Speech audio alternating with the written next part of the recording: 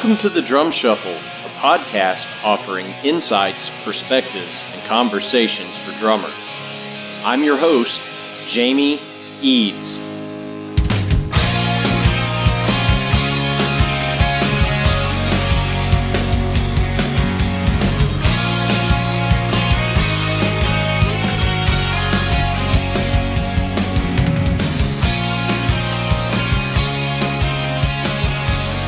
Hey, how's it going out there, everybody? Welcome to the Drum Shuffle. Jamie Eads joining you as I do each and every week. This is episode 120. I hope everybody is having a fantastic week out there. We are having a great week, as always, over here at the Drum Shuffle World Headquarters. We have reached the end of our working year. This will be our last episode before the holidays. And of course, we'll be coming back to you in January, but I do want to take a moment to wish every single one of you a Merry Christmas and Happy New Year. Happy holidays to you and yours. Thank you so much for listening into the show in the year of 2020. It's been a real wild year with that's saying the very least that I could say here, but I do want to send my appreciation and gratitude to each and every one of you. Hey, we've got a great episode for you today. I'm going to be joined by Jeremy Brieske from Lowboy Custom Beaters, and we're going to talk about his life, his company, and we have a really good conversation about endorsements in the music world. It's a very misunderstood subject, in my opinion, but we're going to be joined by Jeremy right after this message from our sponsor, Los Cabos Drumsticks. The best kept secret for drummers is finally out.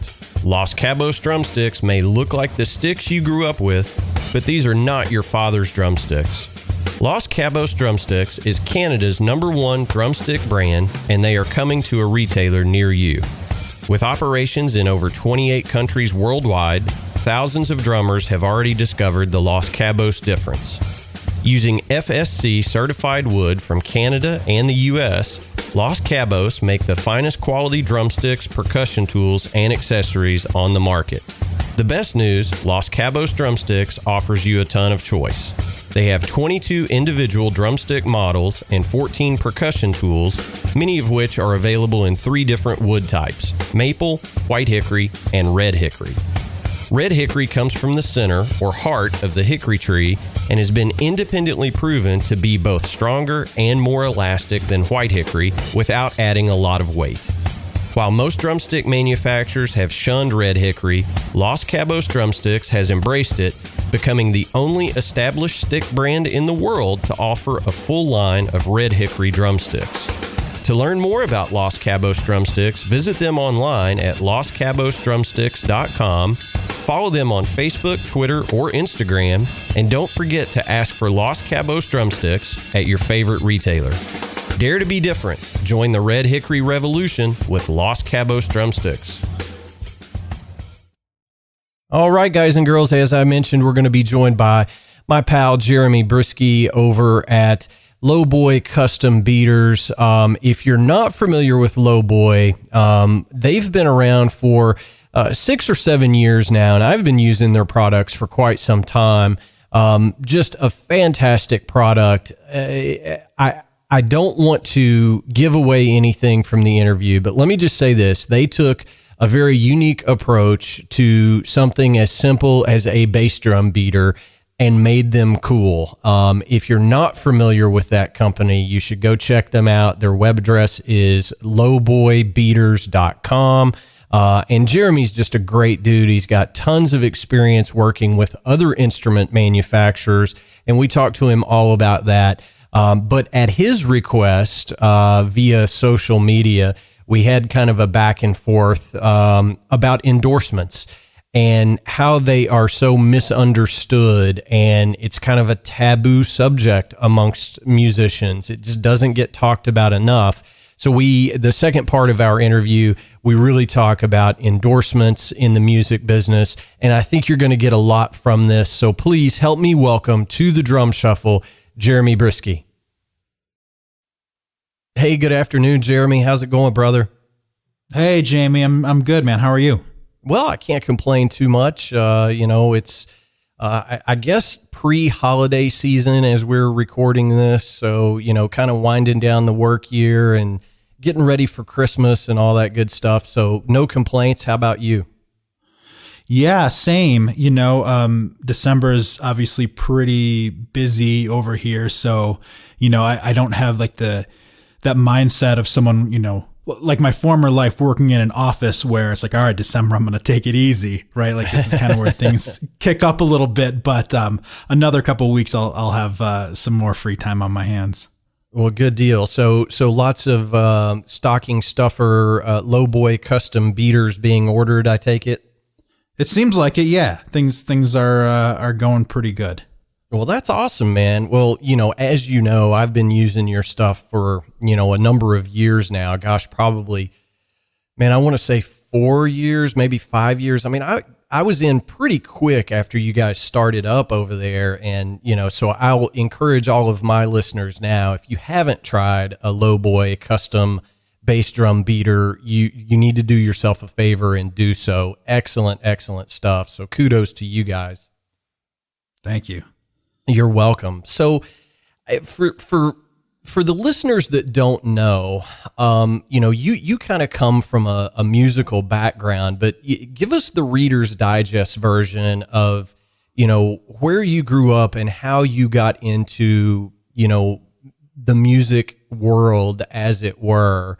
Kind of walk us up to the point of, hey, I'm going to strike out on my own and start Lowboy custom beaters.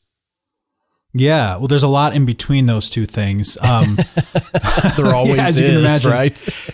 Yeah. So, I grew up in Saginaw, Michigan, which is, kind of like a middle-sized town, I guess, like a town that first had its roots as like a lumber town and then a General Motors town while I was growing up.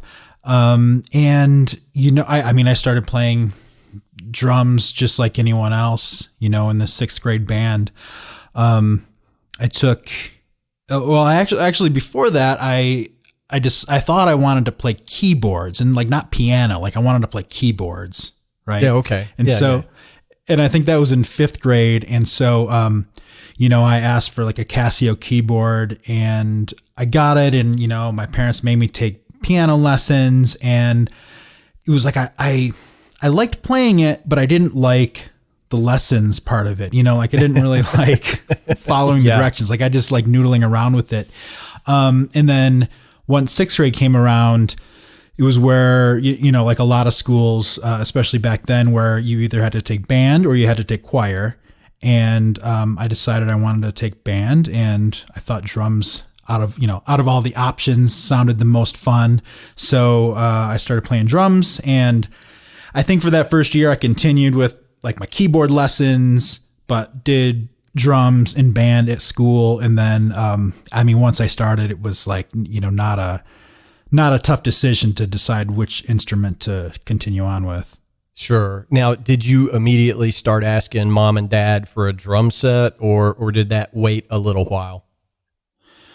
I think I immediately started asking, but I think it was eighth grade before I got one. And to their credit, in hindsight, they probably treated my drumming the right way, where it was like, you're going to start off with a practice pad, and then you're going to get a snare drum. And then, I got, this is weird, I don't even remember why, but like I got some hi-hats. And so I had like 6 or 9 months where all I had was just like a snare drum and a hi-hat. And so I would just play with those. And then I think by eighth grade, and maybe it was for my birthday or Christmas or something, it was finally to the point where it was like, okay, he's serious about this and he really loves playing. So, we'll buy him a drum kit.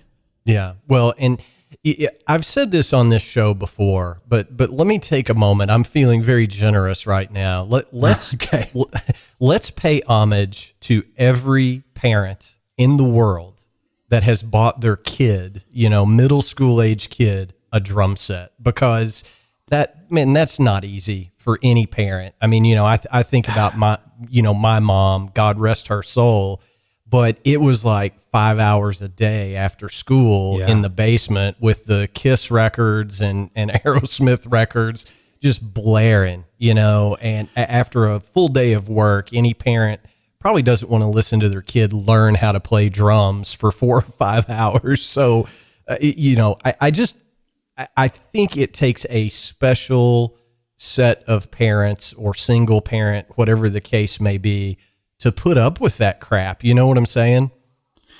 Dude, 100%. And, God, man, it's so funny because, you think back to being a kid, right? Being like a middle school kid. And I wasn't a bad kid, but we're all kind of shitty at that age, right? I mean, we're all kind of shitty kids. And I mean, I don't even remember asking the rest of my family if it was cool if I went down in the basement and started playing. Like I just went down and played, you know? And I just like put on the headphones and play along to Nirvana or whatever. And my older sister was a pretty talented flautist. And I mean, I guarantee I would start playing like while she was practicing. And I mean, there's no, who's going to win that battle. But I mean, my parents were great, especially my mom, because my dad worked in an office, right? So like he didn't hear me most of the time, but for sure with my mom and like, there were times where I would kind of lose interest for a couple months and not play. And like legit, she would be like, Jeremy, I kind of miss hearing you play the drums. And I don't know if that was just her way of like saying, we spent a lot of money on these drums and you need to play. But she would say that, I'd be like, okay, I'll go down and play a little bit. But yeah. And to be honest, man, like, I'm not sure, like if I had a kid who came to me and was like, I want to play the drums, I would be like, are you sure? Yeah. Right. I of course. And I mean, in my case, it was, I think I was 12 when I got my drum set. And by the time I was 13, I was having like a house full of people over that, barely knew 3 chords on guitar and bass and, all that stuff. The garage band stuff started. And, we rehearsed for hours in my mother's house, either in the basement or the garage or whatever. And, she never said a word. She was just okay with it. And then by the time, I was, forming, my first serious band, high school age, we were actually like practicing at an adult couple's home that had hired us to play a party or something. And they were like, hey, we've got this detached garage. If you guys want to use it for rehearsal, you can. And, we look back on that now and say, if I were, 38, 40 years old and a bunch of high school kids wanted to use my garage to rehearse, I'd be like, hell no, get out of here. Totally. You know what I mean? So we all live these charmed existences as kids with our instruments. And I just kind of wanted to point that out. It's pretty amazing the stuff we were able to get away with, really. Yeah, no question. Well, it sounds like we both had good moms. And since we're in December, hopefully everyone out there who just listened to that and was like, oh yeah, man, my parents were pretty good about that too. You buy them something nice. Yeah, buy them something, holidays, really, really nice. They deserve it. They do indeed. And, hopefully, for those listening to this in December, if you're buying your kids a drum set, and you stumbled across the Drum Shuffle podcast, buy yourself a nice set of noise canceling Bose headphones. It will definitely save you some stress. I promise. No doubt. So now, so young Jeremy is, playing drums. Did you start forming garage bands and stuff like that, in your teens, or did you take a different path? Yeah, for sure. I continued in school band through like, let's see. Well, I played through the first semester of my freshman year.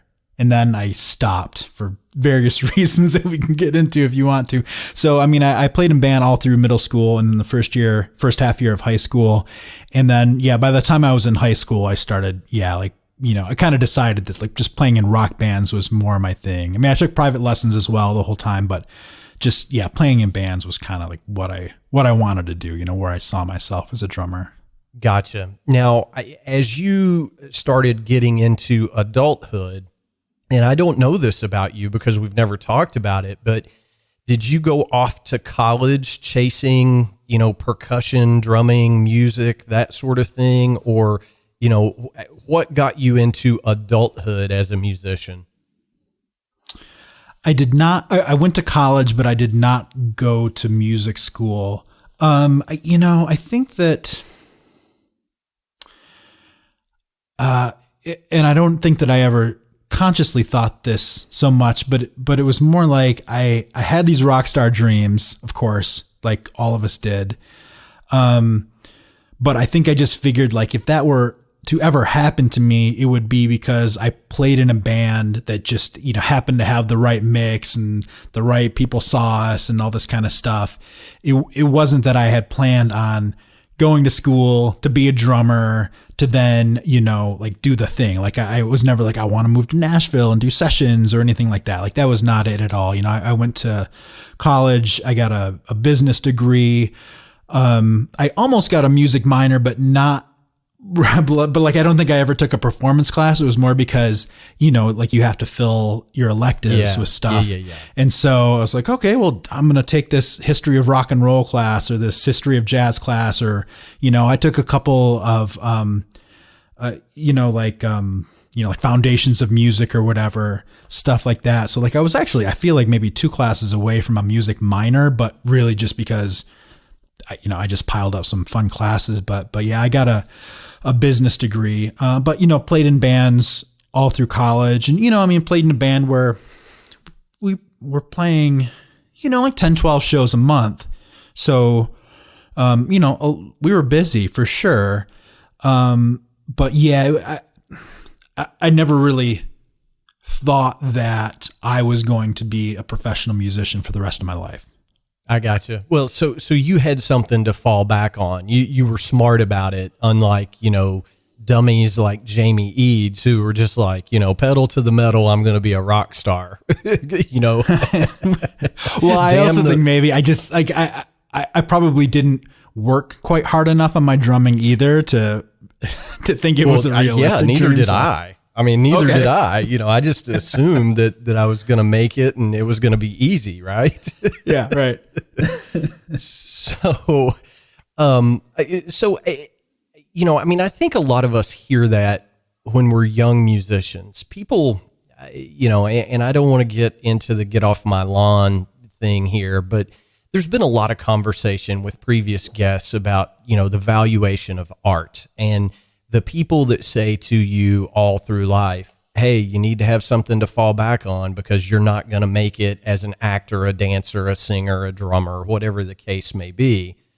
And it sounds like, you went to college to get a business degree. Did any of that stuff, hey, make sure you have something to fall back on. Did any of that play into that? Not really. I just think I came from a family that going to college was expected. It wasn't an option. It wasn't one of those things where it was like, if you work really hard, you can get into college. It was more like you're going to go to college, Yeah. And for my first year, I went to a community college and I totally remember this. I was taking an English 101 class and we had to write some paper and, I don't remember the specifics, but it was something like, what are you passionate about and what do you want to do for a career? And I think I was writing and I was like, I'm passionate about music, but I have no idea what I want to do for a career. Like I was just going to college, just trying to, figure it out. But then I think as I was writing that paper, it sort of clicked for me. I was like, well, man, if I'm going to go to school and, I was thinking about getting a business degree, I might as well do something music related. So if I'm not going to be a musician and I'm going to have, kind of a 9 to 5-ish job that, well, why not incorporate something that I love, and why not incorporate music? So I think that was kind of like what put me on the path to where I am. I gotcha. Okay. So maybe in a roundabout way, that English 101 paper that you wrote was the germination of lowboy custom beaters in a way, right? I mean, it's somewhat, and to back up a little bit, when I was in high school, my first job was working in a music store, like a musical instrument store.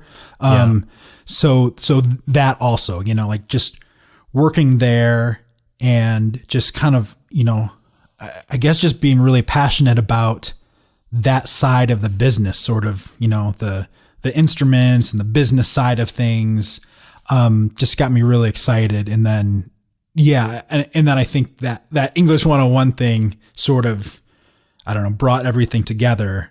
And absolutely set me on the path to where I am today, which is, like 20 years later, but for sure. Right. Well, and look, I don't want to gloss anything over. So, you can, color this in for us, but you spent, some time with Fender, I believe, the right. large, guitar, kind of conglomerate. How did you end up there? Was there a step between college and Fender Corporation, or, kind of walk us through some of those professional stops before the foundation of Lowboy? Yeah, for sure. So, it's a funny story how I got to Fender. So, I said I did that 1 year in community college in Saginaw, where I grew up. And then I transferred to Western Michigan University in Kalamazoo. And, that first summer that I was there, I remember having a conversation with my parents about, coming back home for the summer. And I was like, I don't want to go back home, man. Like, I want to stay here and, party and like hang out with my friends. And they said, well, okay, you can do that, but you have to get a job and you have to pay your rent, which I kind of liked working. So that wasn't such a big deal. And so, I, since I'd worked at that music store in high school, I was like, all right, I'm going to go to a music store here in Kalamazoo and throw out my resume, and like, they're going to be all about it. And so I went to all the stores. There were like 3 or 4 music stores in town, and, no one was hiring. So I didn't get a job there. And then, so this is, the late 90s. So I pulled out a phone book. Remember the phone book? Okay. We're going to have to set this up for some of our younger listeners. Right. There used to be a publication that showed up, a couple of times a year, and it had all the local phone numbers in it, sorted alphabetically. So and now kind of thinking back, it's amazing. Like if you need a plumber, you just looked at plumber and like every single one was listed right there. It was great. So I think I looked up music store because I was like, oh, maybe there's another one that I am not aware of. And I saw, I don't know the heading, it was like musical instrument company or something like this. And I saw that, Dean Markley Guitar Strings had a factory right outside of Kalamazoo, if you're familiar with Dean Markley. Sure. And so I spent the summer making bass guitar strings. So, it was in my mind, it was going to be awesome because I was making guitar strings. But, in reality, it was just a factory job like any other. I could have been making, car parts or whatever. But, like it was kind of cool. And so I worked at Dean Markley. And then when that summer was over, I went back to school and needed, a part-time job. And there was another company in downtown Kalamazoo called Proco Sound. And most, know Proco? Yeah, sure. I think every cable I'm talking through right now is Proco. So. Oh, nice. Yeah. And I mean, a lot of rock musicians know them more because they make the Rat distortion pedal. That was kind of like their claim to fame. But to your point, like the majority of their business was cables. So guitar cables, microphone cables, like big studio snakes and live performance snakes. So all through college, I worked there. I did, just kind of like worked in the sales office and marketing and just kind of like, helped out with things and, kind of moved my way up a little bit, but it was during college. So it was just kind of, a part-time job. And then, so I graduated, and I was lucky enough to go to the NAMM show with Proco, a handful of times.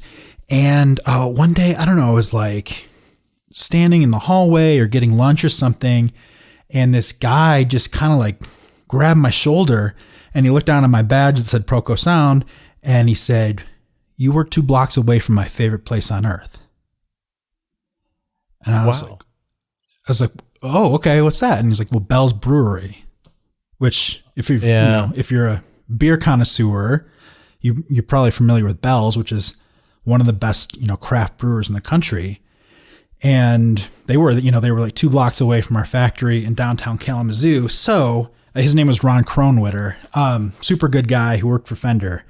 And basically, like, once I and he was like, once you're done with school, give me a call if you're interested in applying for a job at Fender or something. And so when I graduated, I bought a 6-pack from Bell's. I printed out my resume. I put them all in a box. I figured out like what the address was to the Fender headquarters in Arizona, and I mailed it to him. And then I got a job interview. It was smart, man. That's brilliant right there. How do I make my resume stand out? Send the guy that loves Bell's Two-Hearted Ale a 6-pack along with my resume, right? Yeah. And I don't think I'd have the balls to do it today, but back then I totally did. Like, I was like, yeah, man, this is the way to do it. And it worked. Yeah, for sure. So did you, you got the interview at Fender. Did you end up in Arizona working for Fender?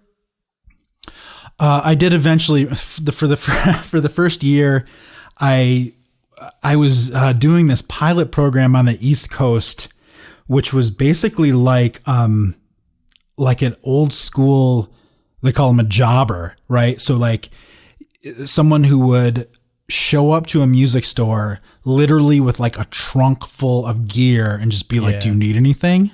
Yeah. And so they gave me this huge white cargo van, like with no windows, right? And it had just a bunch of shelves on the inside, just full of accessories. So no guitars or anything. It was all just, strings and picks and straps and tuners and cables.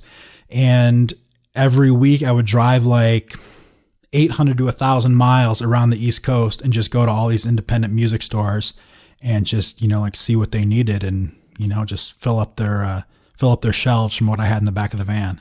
Yeah, back in the old, it's changed a lot now, but that was back in the old kind of regional sales guy days.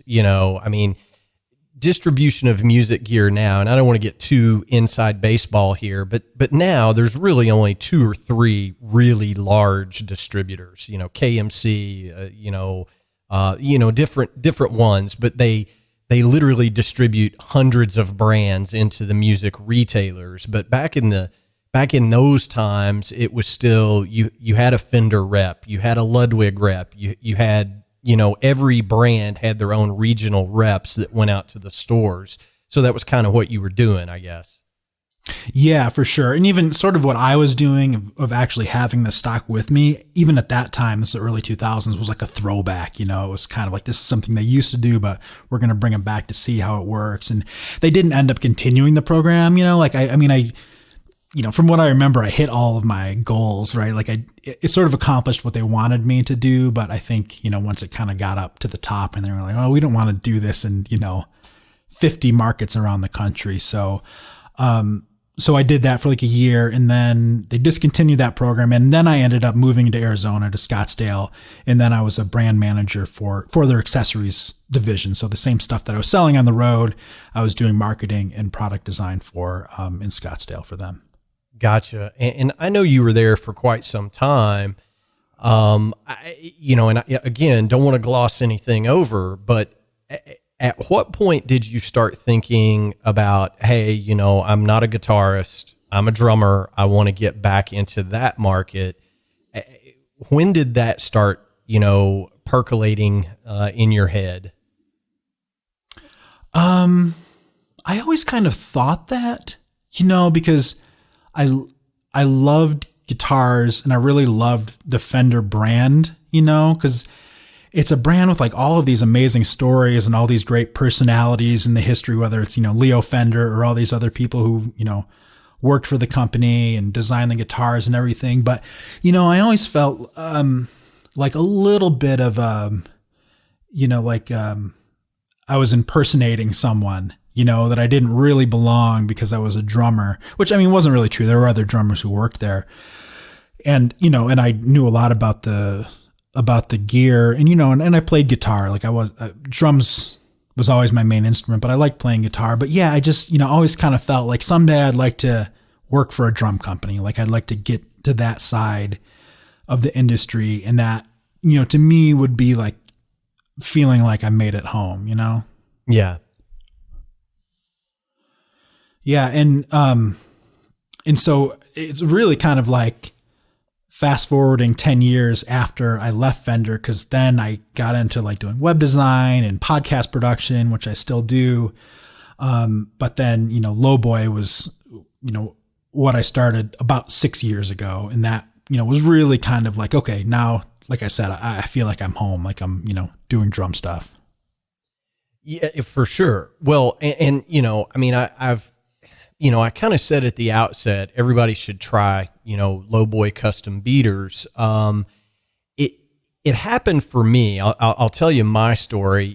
I was always a guy that used, either DW pedals or Ludwig pedals. That was kind of my thing. I never really owned any other brands. And, the DW 5000 pedal, it comes with a bass drum beater that's got, a little patch of felt on one side and it's hard plastic on the other, right? And I always used the hard plastic side.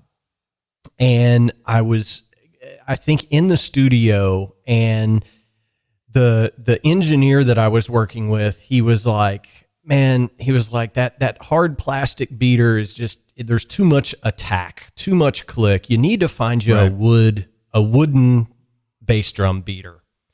And that just kind of stuck in the back of my mind. So I started looking around. Okay. And there were, old school, Danmar made one, I think. I just can't remember everything that I looked at and tried.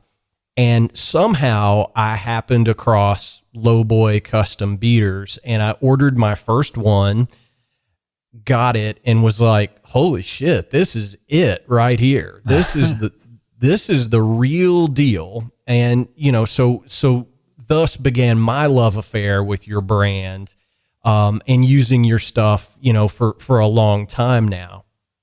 And I think some people listening are like, it's a bass drum beater. What's the big deal? Right. But a lot of stuff went into how you designed and manufactured these things. So if you don't mind, tell us all a little bit about how you approached, the ubiquitous bass drum beater. Yeah. I think I was lucky in the fact that, being a drummer, obviously, I understood all of the gear that goes to a drum set, but I, like many other drummers, hadn't really given a whole lot of thought to the beater. It really started as the idea of, man, you look around at the industry right now, or 6 years ago, and there are all of these amazing builders and companies who are making custom drums, custom cymbals, all, beautiful, like, cymbal bags and stick bags and all these other accessories, but no one really made a beater that looked cool. And so the beginning of it was really like, I think it would be cool to make a wood beater that just, has the style of the drums that they're going to be used with. And then, as we got into the development, so I had a partner when I started off, his name was Chris. And, once we started getting prototypes going, that's when I also realized that like, it's not just an issue with the looks, but we can make something that sounds better as well. and something that feels better. So, by the time we released our first product, which was October 2014, we felt like we had kind of accomplished those three things, a beater that looked better than everything else that was on the market, that was more comfortable to play, that felt better, and also sounded better than anything out there. So, it was kind of like all those three things together, and that's kind of how we approached it.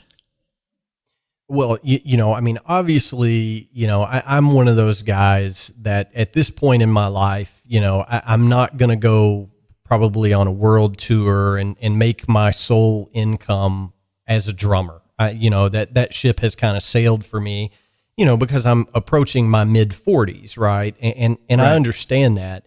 But for gear now, with me, I want stuff that is very customized to me, right? I don't want the thing off the shelf. And what I loved was, I can order a bass drum beater from Lowboy, and if I want it to have the colors of the Irish flag, no problem. It's going to look like an Irish flag. It'll be green, white, and orange if that's what I want.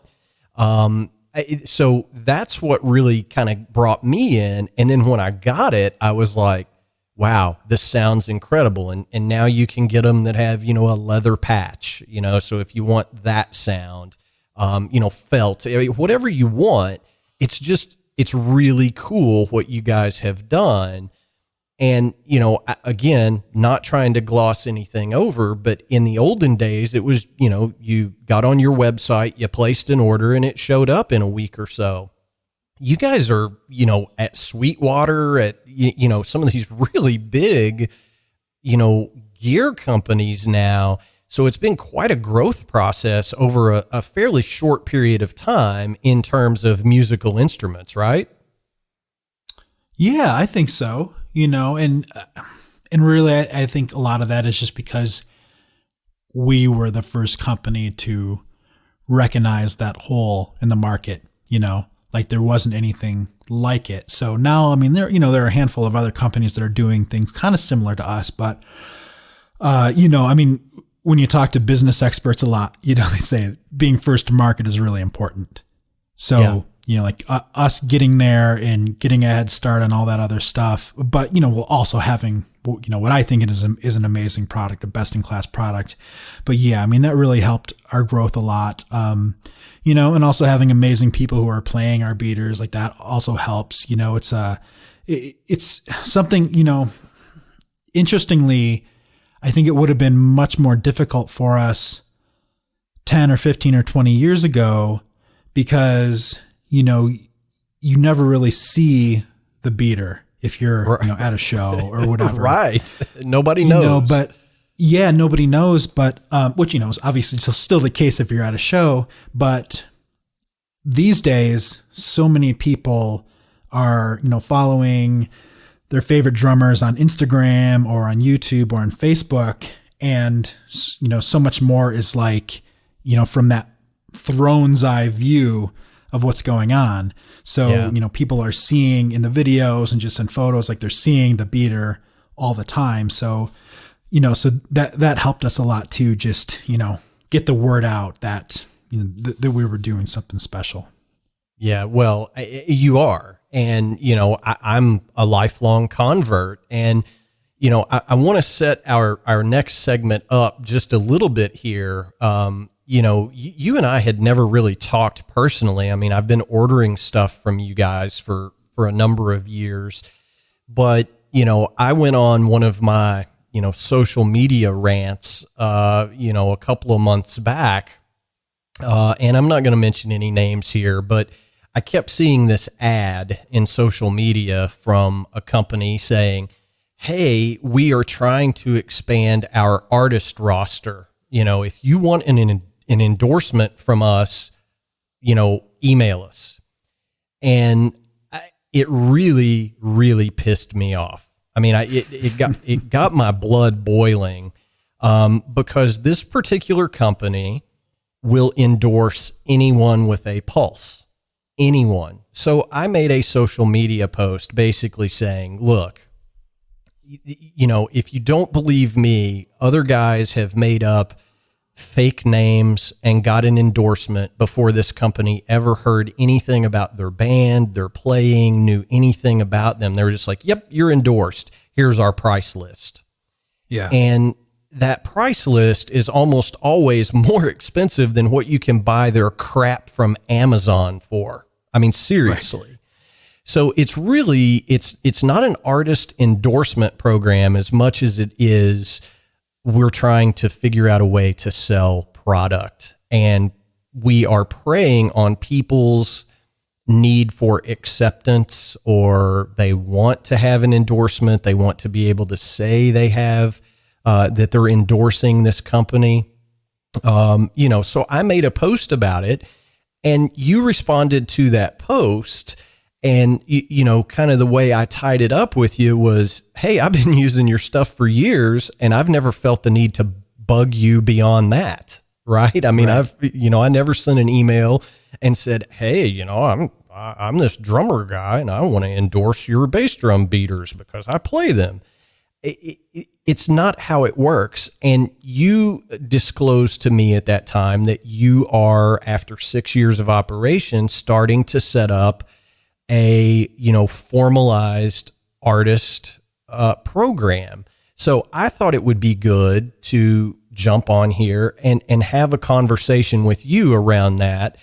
And you had asked, have you ever done an episode on endorsements? And I said, well, we've talked about it, but no. So I thought you might be the best person to kind of have this open dialogue so that maybe we can tie up this very taboo subject, misunderstood subject of endorsements. So that's a big, long-winded way to say you guys are starting a formalized artist program at Lowboy. Where do you start? I started with a Google Doc of all of the drummers that I admire who have somehow ended up with a beater over the last 6 years. I just, from the first person who was like, oh, that's cool that this person has one, I just started writing down this list of names.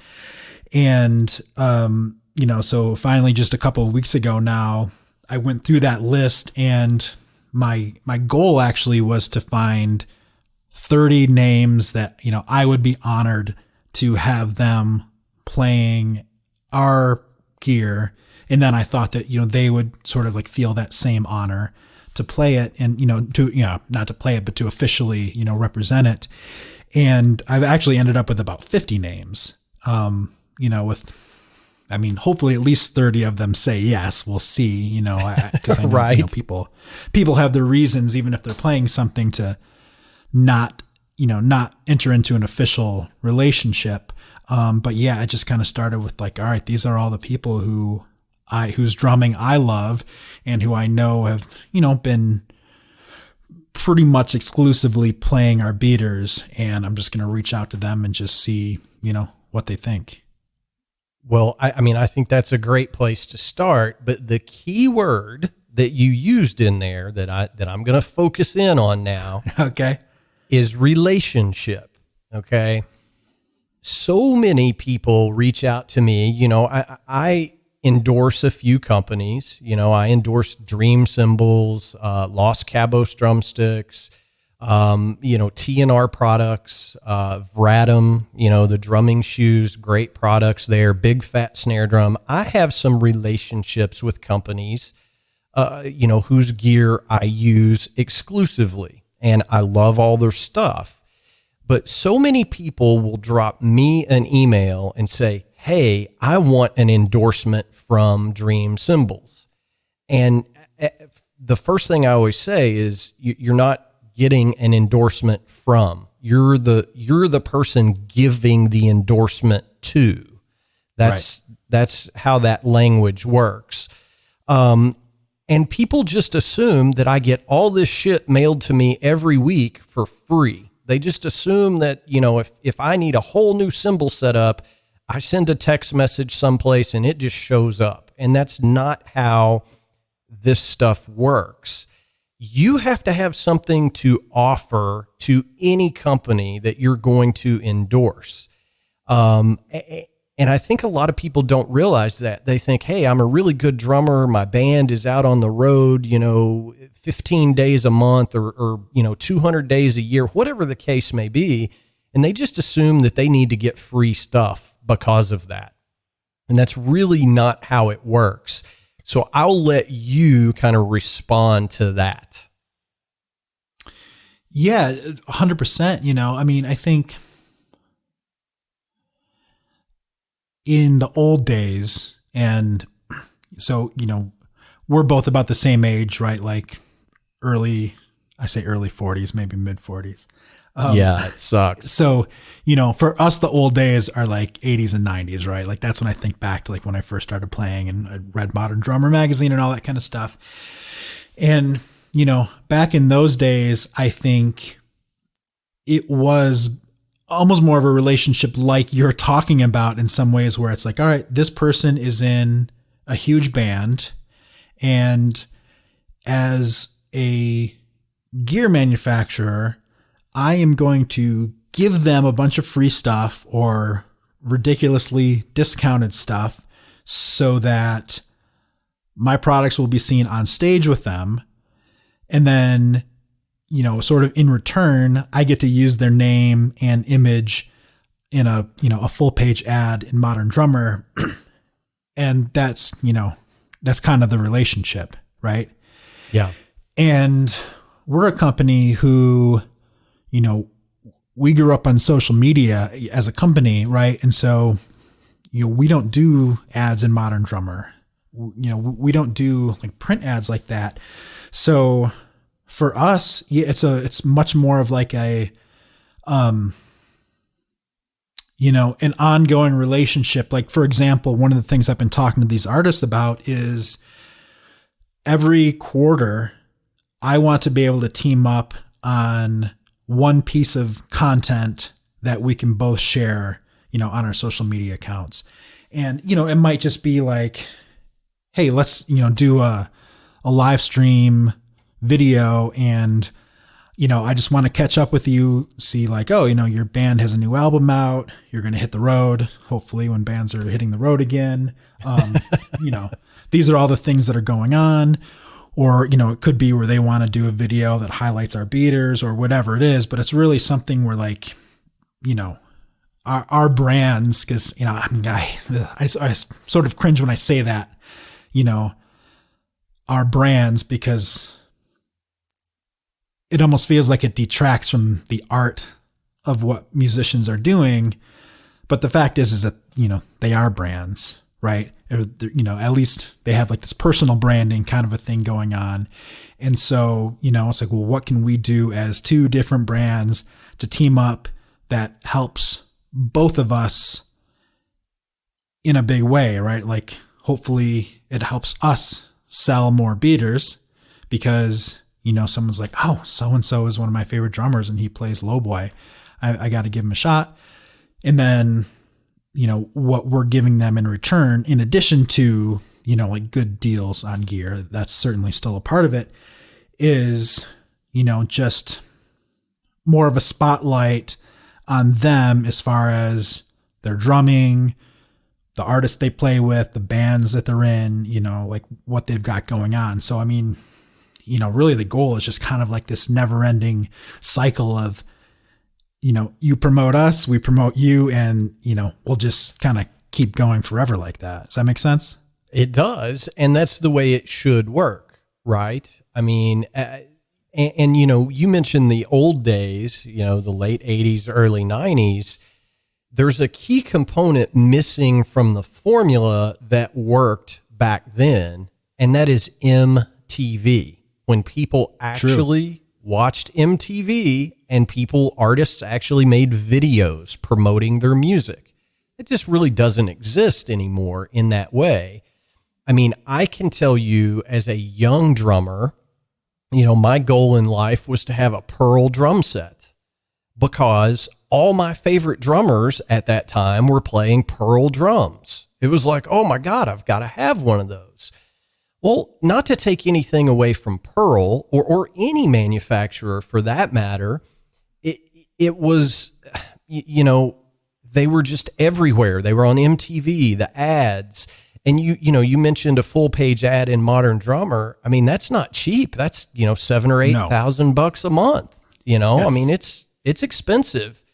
So it's a different world now.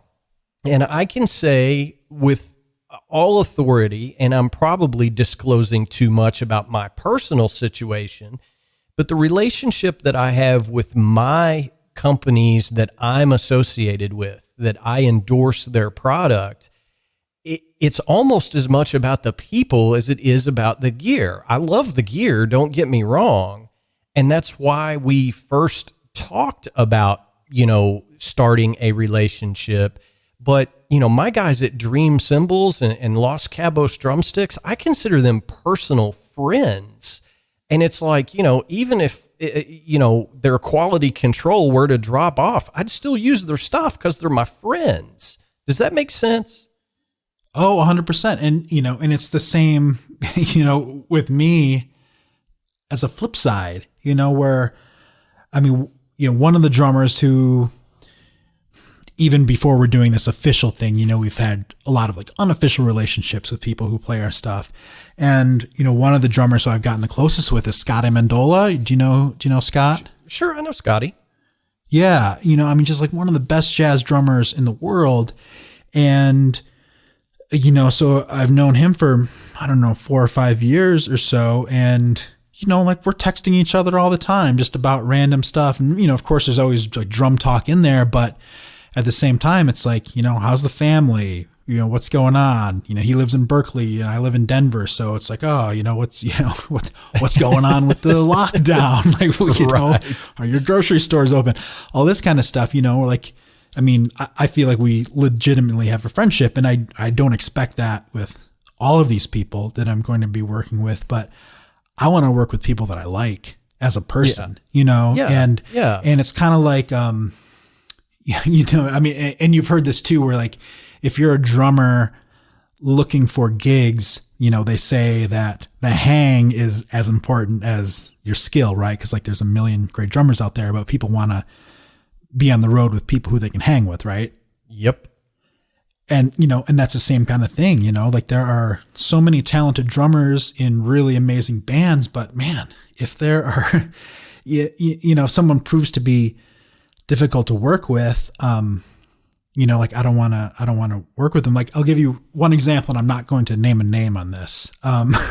But, so throughout the 6 years we've been in business, of course, we've had discussions with drummers, and there have been people who I've given discounts to, or even, like given free beaters to. That's just kind of how it goes.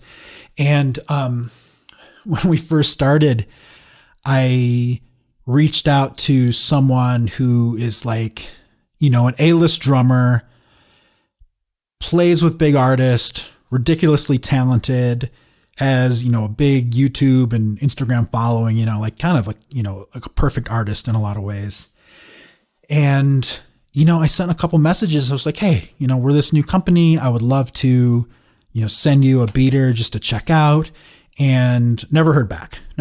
Right. And so then, I don't know, it was like 6 months or a year later, I get an Instagram DM, and it's this drummer, and he had someone, holding his phone, filming him, and the DM just started with him behind the drum set, and it was just like this huge, like monster fill, just like,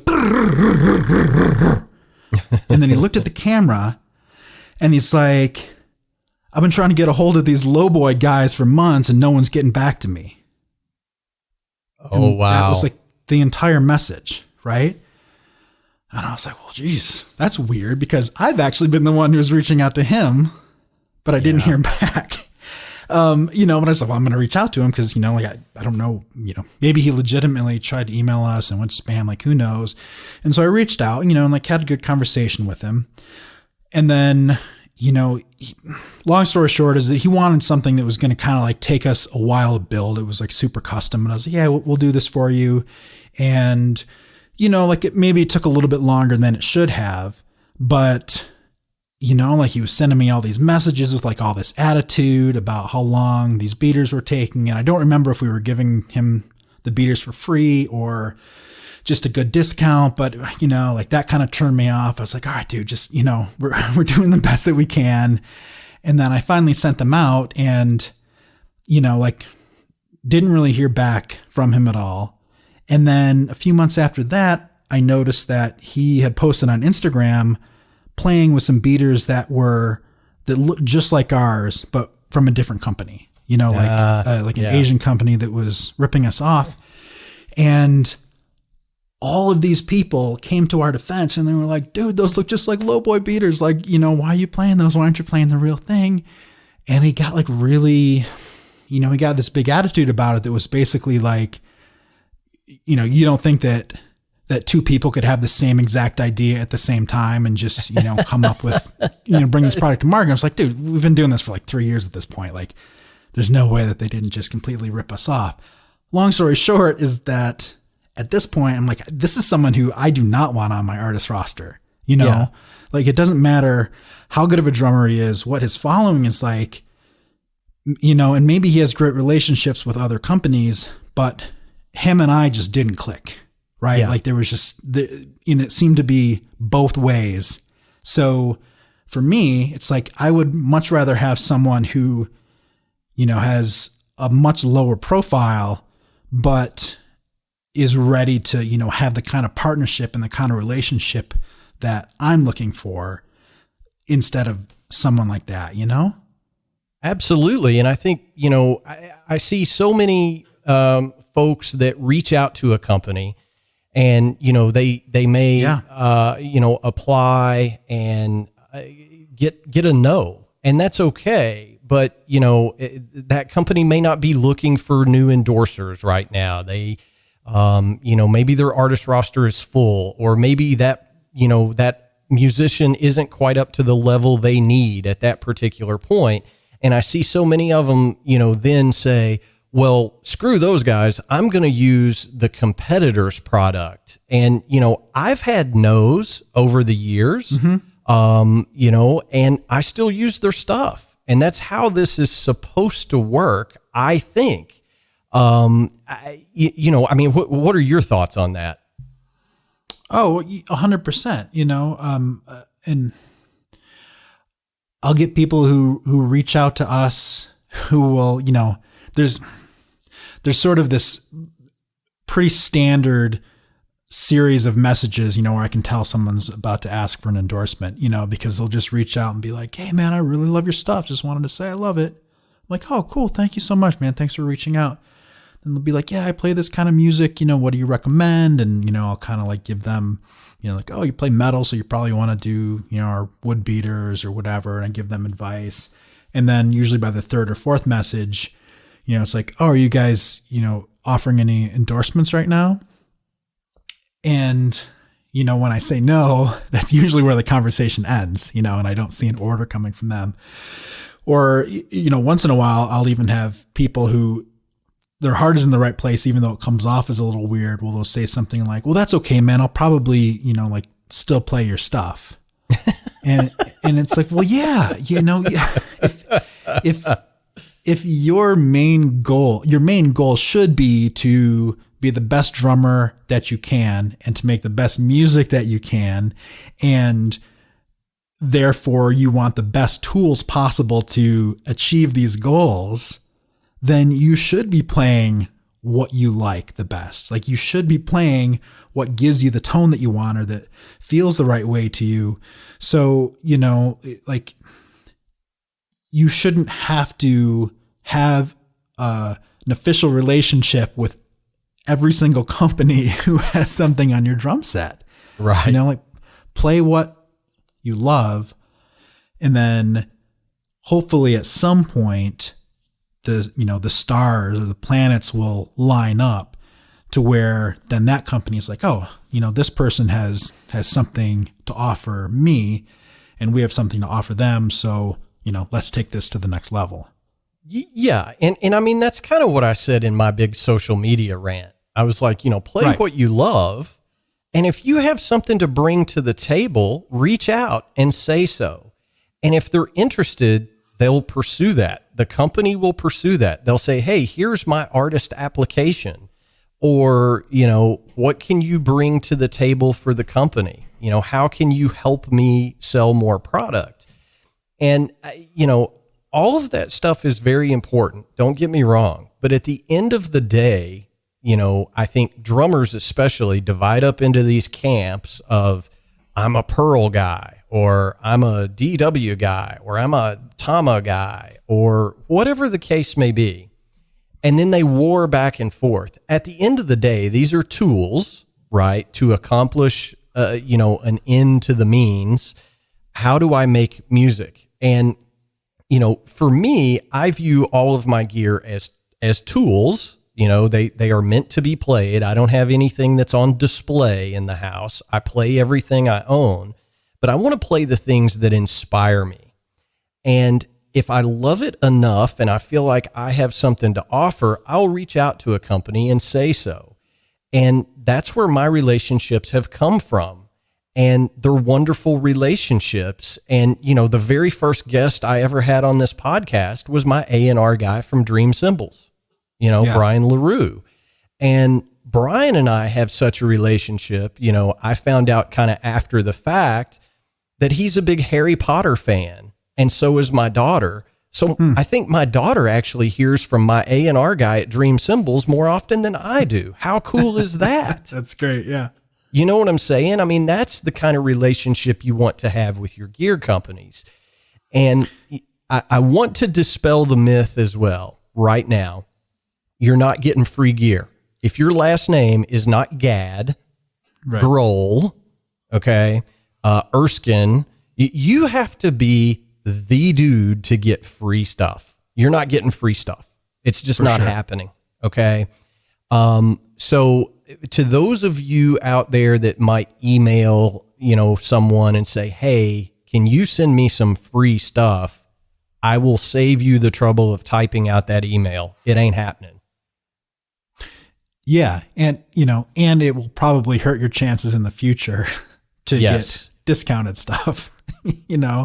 So yeah, you just made me think of this. Like, can I give you an example of someone who has done things the right way with us? Absolutely. Okay. So, Steve Lyman, who is a ridiculously talented jazz drummer. You familiar with his stuff?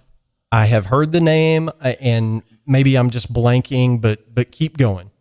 Look him up on Instagram. He's an amazing jazz drummer, and he reached out to us probably, 4 or 5 years ago at this point. And he had, I think, just started posting some videos on Instagram, probably just shot with his phone, right? With like the phone camera and phone microphone. And he was teaching drumming at a college level. And I could tell, ridiculously talented drummer, right? Like really talented guy. Obviously to teach, at a college level, you have to be really good. And, he reached out and I think we had sort of the endorsement talk at first. He was like, is this something you guys do? And I was like, no, hopefully at some point we'll have an official program. I didn't think it'd be like 5 years later, but, that's the case. And so, he's like, no worries. I really want to get one of your beaters.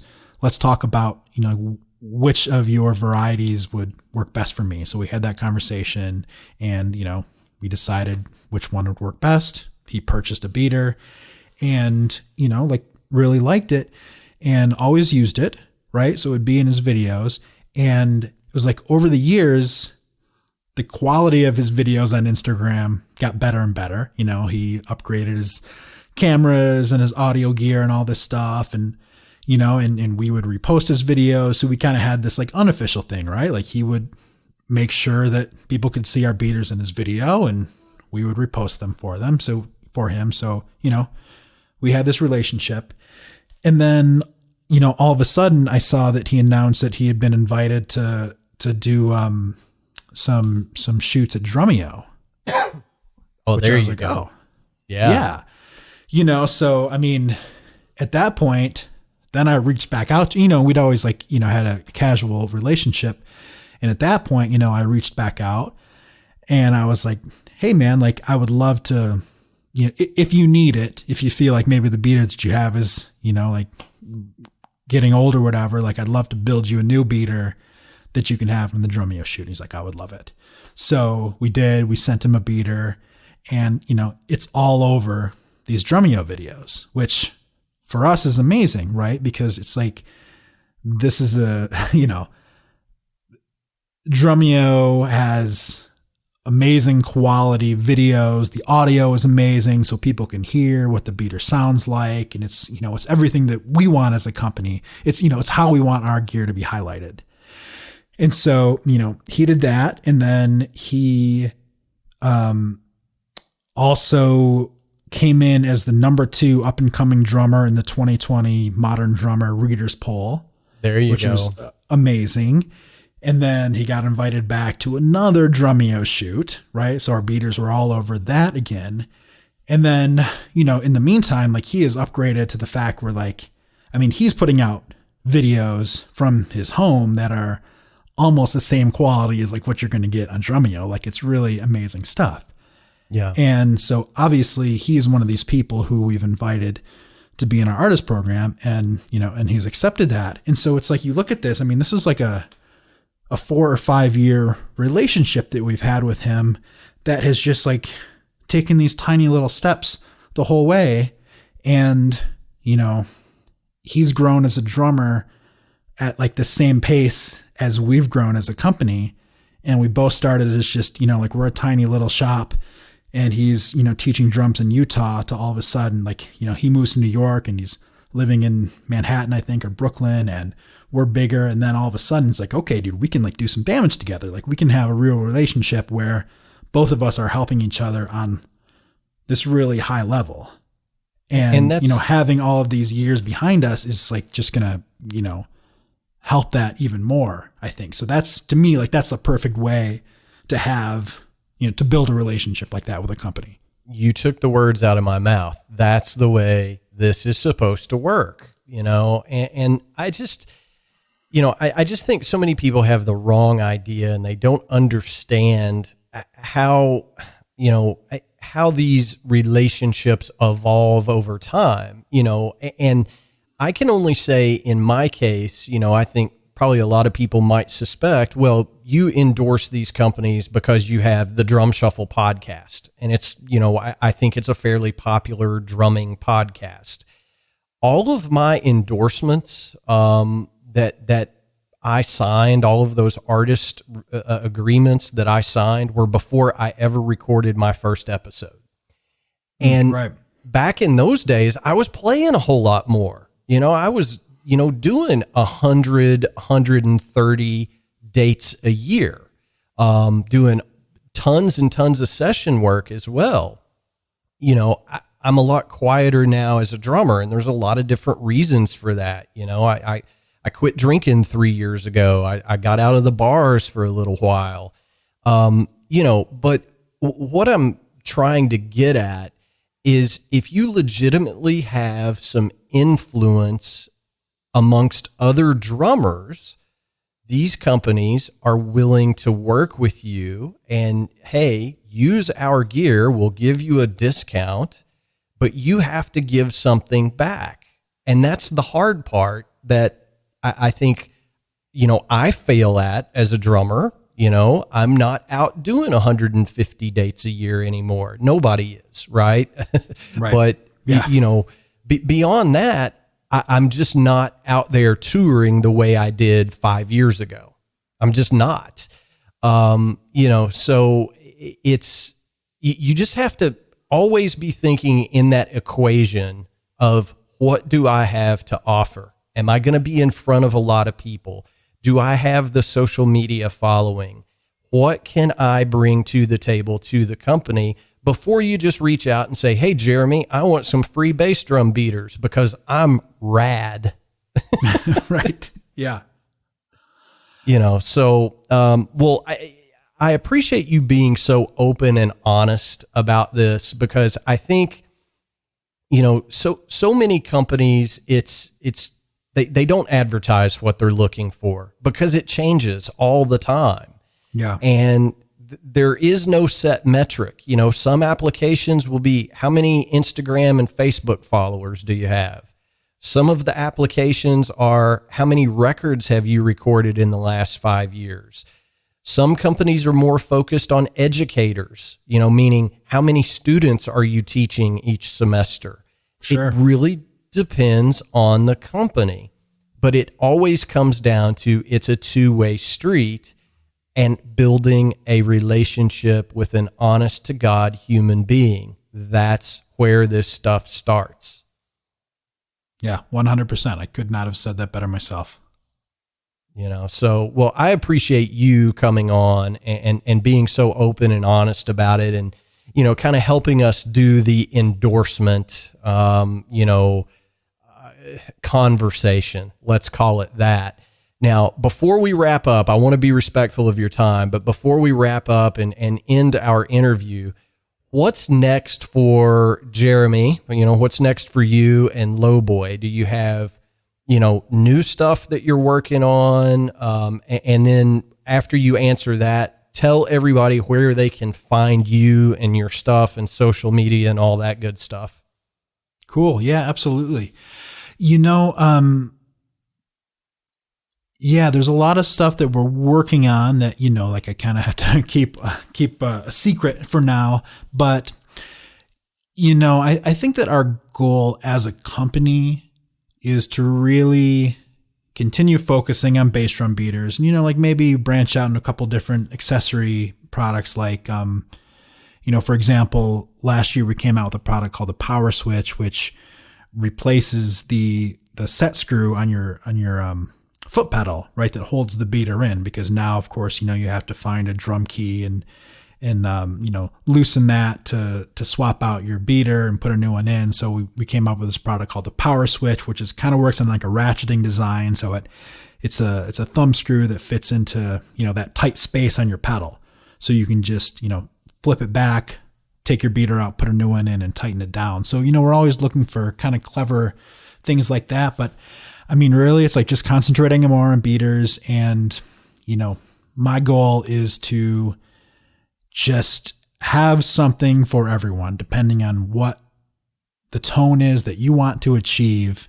Like, I want to have something that we can offer you. And so, you know, whether that means different materials or, you know, different shapes or, you know, whatever it is, you know, we're always just kind of tinkering around with stuff like that. You know, in 2021, I think really a big focus is going to be this artist program that we talked about. You know, just for me personally, I think, and, you know, of course, we only made a couple of passing references to the fact that we're in the middle of a freaking pandemic right now. And to me, I think that really kind of like made me realize how much I appreciate people who make a living playing music. And, you know, people who spend, you know, 200 or 300 nights a year on the road to like drive into Denver and, you know, play at a theater for a couple thousand people or just a club for a couple hundred people. And, you know, part of this artist thing is like, all right, man, when you guys are back on the road, I want to be there to support you as much as I can, you know? So I think there's going to be a big focus on that, on just like putting a spotlight on the relationships that we have with the drummers playing our stuff.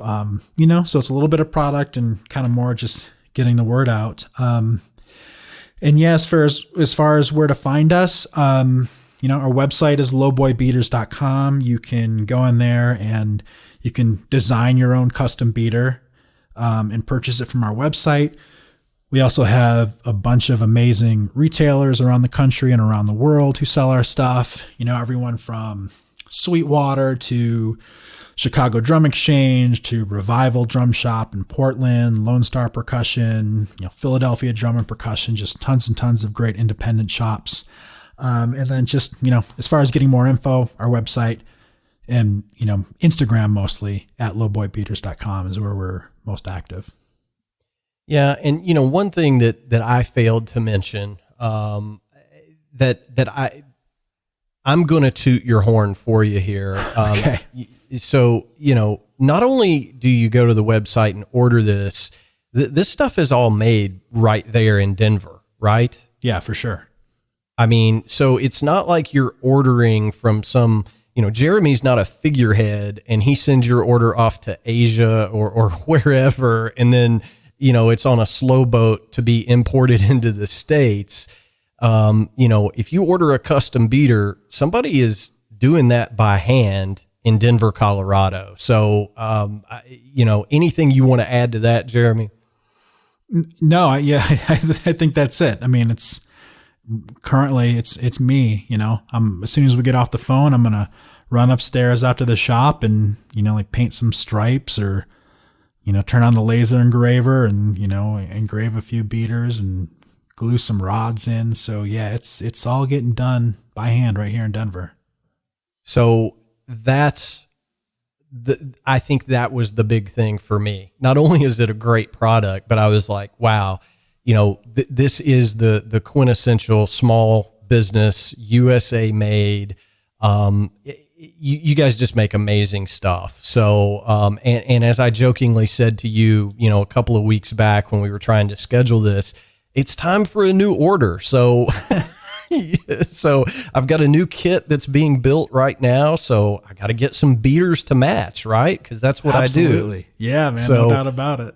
So we're going to work on that as soon as we wrap this up. But Jeremy, thank you so much. You're welcome here on this podcast anytime.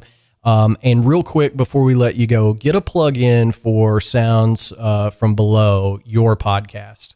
Oh yeah, we have a podcast called Sounds from Below that I am really bad at producing on a regular basis. So it's been a couple of months since we've had an episode. But it's very different from this, where it's just kind of like a loose conversation. Like what we're doing are kind of these like tightly produced, almost like NPR style shows where there's different segments and, different drummers coming on and telling stories and, just, I don't know, just talking drums. So yeah, that's also at our website. It's lowboybeaters.com/below.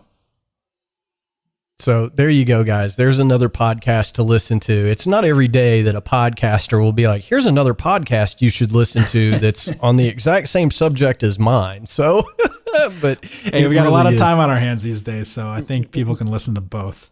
We exactly. So make sure you check out Lowboy Custom Beaters. It's lowboybeaters.com. Jeremy, man, you're welcome here anytime. We got to do it again. Thank you so much, brother. Absolutely. Thanks, Jamie, man. This is fun. All right. We'll talk to you real soon. Sounds good. All right. See you. All right, guys and girls, that's going to wrap up episode 120 of the Drum Shuffle podcast. As I do each and every week, I'm going to ask you to subscribe, hit the subscribe button on whatever platform you use to listen in to the Drum Shuffle. If you are new to the show, please bear in mind, this was episode 120. We have a ton of episodes with great guests from over the last 3 years that I invite you and encourage you to listen to as we are about to embark on our Christmas break. This will be our last episode until January 6th, I believe. We'll be back in the new year. And here I am wishing each and every single one of you happy holidays, Merry Christmas, Happy New Year. But go ahead and hit the subscribe button. Check out some of those back episodes if you have the time over the holidays. A sincere thanks to each and every one of you for tuning in and week out. 2020 has been just an incredibly difficult year for musicians, and I certainly appreciate you guys sticking tight with me through this year, especially since nobody's really out there on the road touring. I really do appreciate it. We answer every single email that we get here at the Drum Shuffle. Our email address is thedrumshufflepodcast@gmail.com. Our web address is thedrumshuffle.com. And of course, you can always find more information about me over at jamieeads.com.